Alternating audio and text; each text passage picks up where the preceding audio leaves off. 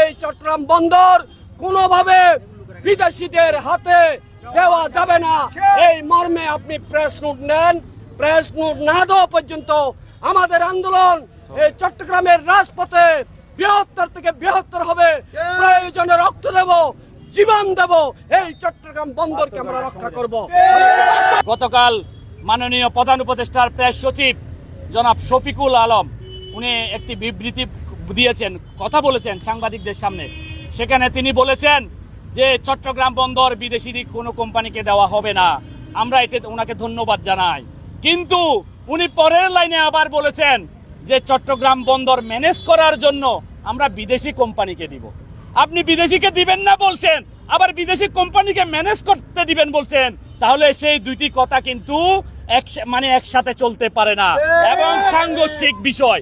আমরা প্রধান উপদেষ্টার কাছ থেকে আমরা স্পষ্ট বিবৃতি চাই যে চট্টগ্রাম বন্দর কোনো বিদেশি অর্থাৎ কোনো রাষ্ট্র বা কোনো কোম্পানি কাউকে দেওয়া হবে না, এবং এই বিদেশি কোম্পানিকে না দিয়ে আমাদের টার্মিনালগুলো কিভাবে আন্তর্জাতিকভাবে অবকাঠামো তৈরি করে আন্তর্জাতিক মানের করা যায় সেরকম একটা রোডম্যাপ ওনারা দিলে আমরা মনে হয় খুশি হব।